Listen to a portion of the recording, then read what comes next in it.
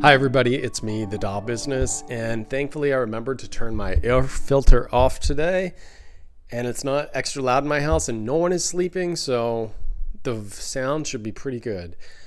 I want to show you how to take this polypropylene mess, a core Clawdeen. Why the poly? Poly is everyone's least favorite hair type. Can I say that? Do we have the audience agreement? Let me know in the comments. So let's see how we go from poly to these beautiful micro braids for Clawdeen. Are you one of the people who appreciates poly for some reason? Let us know. Maybe some of the colors. That's maybe the only reason. It's a lot lighter than nylon or saran. So one trade-off is if you're going to reroot, I can show you quickly how to get rid of poly. It's probably one of the easiest hairs to take off of the doll head, and I will show you how we turned this Clawdeen from this into this with braids. We used a Barbie deluxe style. Is that what they're called? I found these on clearance at Target for $5.99, so I purchased 3 of them. I was gonna go for more, but then I thought this hair color's pretty unique. It's probably just for Clawdeen. And I didn't know exactly if I'd be able to salvage it all because it's my first time doing something like this. So let's find out how this all worked. You can usually identify poly because the way the ends look, and I feel like it just gets tangled much faster than saran or nylon. All right, here we have 2 Clawdeens. This is what's going to happen. Let's look at the tools we need. Flathead screwdriver, needle nose pliers, scissors, I believe this is a dog brush, but it really works well for doll hair. The flathead screwdriver, which will help us immensely, and of course scissors. And step 1 is to cut off this really bad quality hair. There's really no salvaging this. Unfortunately, it does go right into the rubbish bin. If it was a different hair type, I would want to reuse it for a wig, but this is just really poor quality. No one likes it. It gets tangled super quickly. It feels frizzy and very dry. Again, just no real benefits to poly, which is why a lot of fans do not like that Monster High uses poly, especially on some of the dolls where saran is available in these same colors. Yes, the other object I should have shown is a garbage bin because that's where this goes. So you will also need a garbage bin for this project. You also will need a heating pad. I like to turn it all the way up to max, which on this model is 6. I leave it on auto, and I put Clawdeen or whichever doll I'm working on, turn the head to the side, put it on the heating pad, let it sit there for around 10 minutes. Ideal state, you want the head to be nice, soft, and squishy, so you could just pull it right off. And it looks like I forgot to film that part for you, but basically when the head is super soft and squishy, almost feels like a marshmallow, you can pull it right off, no damage. Now this is where the flathead screwdriver really comes into play. I've seen people use pliers and different tools, but really take this and you just scrape it along the top of the head and you'd be shocked at how quickly you can remove a good chunk of hair with this. You still may need the needle nose pliers for some of the more detailed work or plugs that are a little more difficult, but this could remove probably 75%.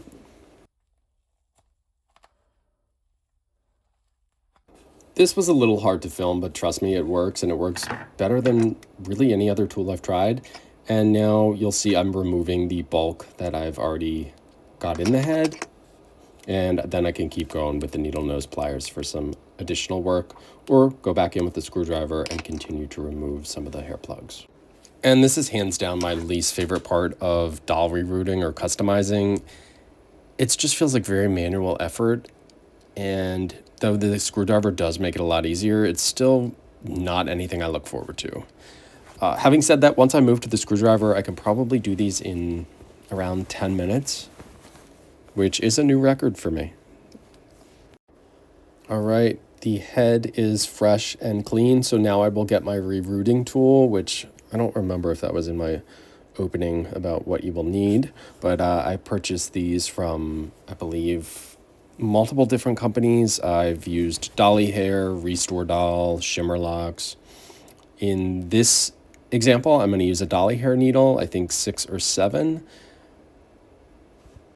And to switch it out, it's just a twist. I'm going to use the same needle I had in here. I just wanted to show you how easy it is to take them out in case you did need to switch it. But in this exercise, I want a needle with somewhat of a large head so that I can easily grab the hair and plug them. Now let's switch it over to our Barbie, and this is where we're going to have to cut off all these lovely braids.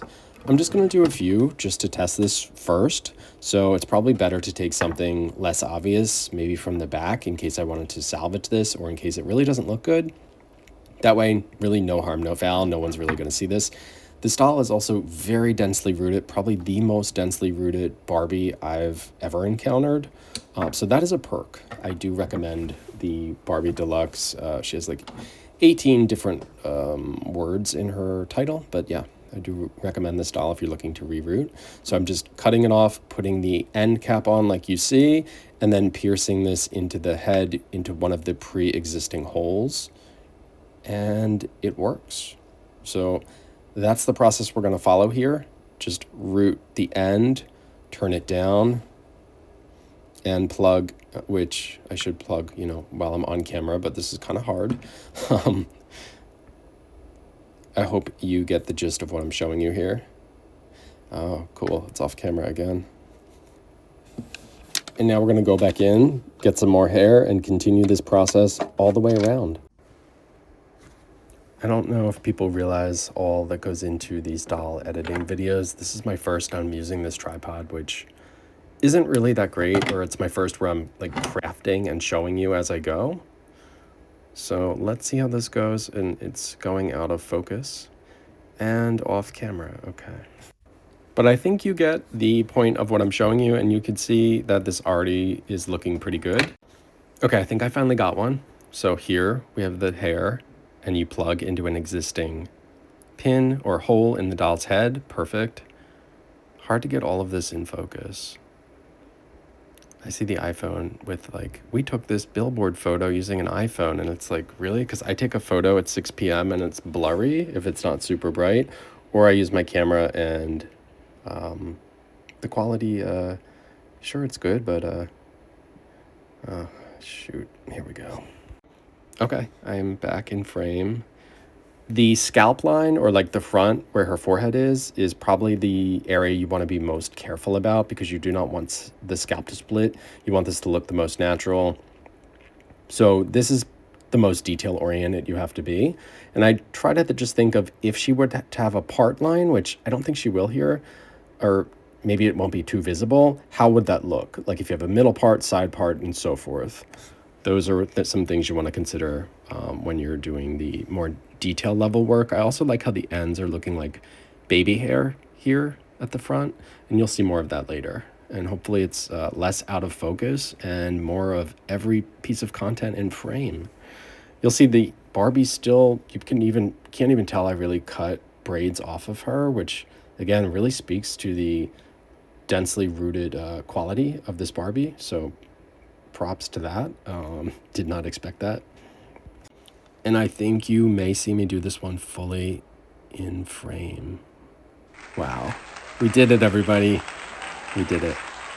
And this is looking pretty good so far, and I really haven't done too many braids. What do you think? I got this idea because I thought this brown-pink blend is so pretty and looks like Clawdeen already. How could I salvage this? So that was my kind of inspiration, was just seeing this color and the fact that it was like $6 at a clearance sale. That made it pretty incentivizing to try it out. I would also say be cautious of any area that already has a lot of holes in the doll's original head, because those could be fragile. You probably want to put Fabri-Tac or some sort of glue on it if you were concerned about scalp splits or wanted to make it a little more stable. But this kind of felt pretty easy once I got the hang of it. I would say easier than when you're rooting with nylon or saran and you have so many tangles and some wasted hair. It felt a little easier with like a 1-to-1 just using braids. And anything that didn't stay the way I liked initially, I could just reinsert with the needle head like you saw me do a second ago. So felt very much more of a controlled process. I'm wondering if perhaps I should have zoomed out on the iPhone. I just feel like so many detail shots are missing here. Thankfully, we've had around 3 that are in frame. But also, if anybody is confused, I'm happy to answer questions in the comments. But it does feel pretty self-explanatory here, just taking the ends of the hair, putting them in the needle, and then using an existing hole and doing it that way, especially with these braids. I don't think that this wouldn't really work if you were to cut off saran or nylon from a doll head and just shove the ends in. I think that would kind of look, I don't think it would work. I think that it would fall out. It wouldn't be thick enough, and it would also look messy.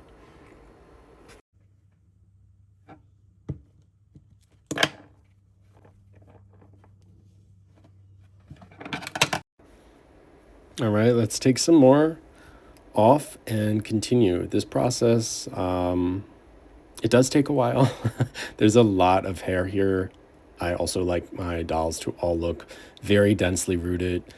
I would suggest for people who are more new to this, please take breaks while you do this. It can feel quite labor intensive if you try to do it all at one time.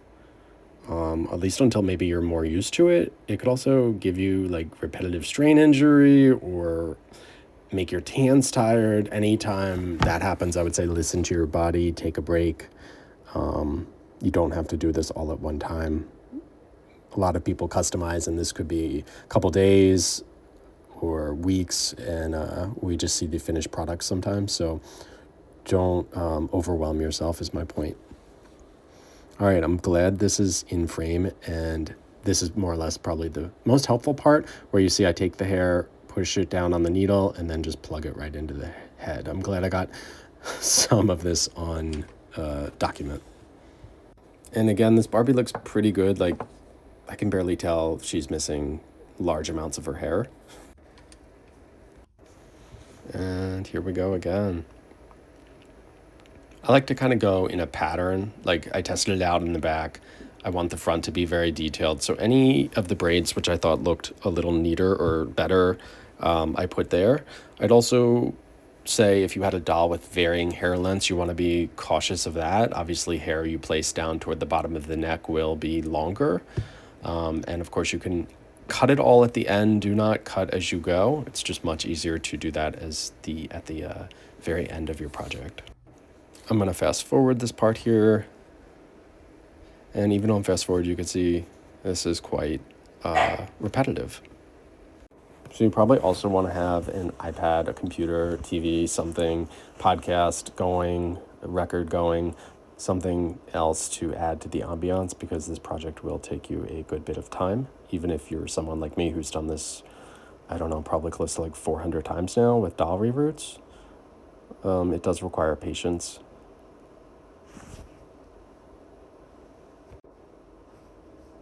And I'm glad I tried this project. Like I said, I saw that hair and I felt like this is a really good opportunity to try and make a Clawdeen with these braids.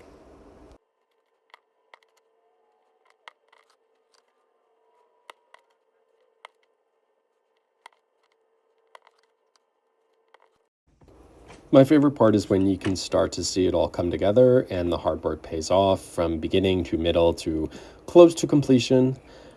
And I like the way it flows. Looks kind of natural. I'm really happy with this sort of part line as well that we have here on the side.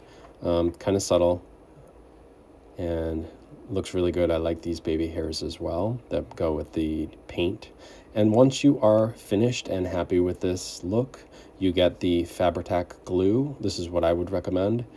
And basically put a good amount of that in the doll head and squish that around to make sure it's nice and secure and will not fall out. I also know people do like a knot method, but this is the way I always do doll hair. Much easier in my view. I'm pretty happy with the end result. I think the color is unique and very much Clawdeen. I was happy to find these for very affordable prices and get a few of them, because if you're a doll reroot artist, connoisseur, novice, amateur, whatever, you know these hair types can be expensive, and braids can also be kind of thick if you're plugging the hair into one pin in the doll head.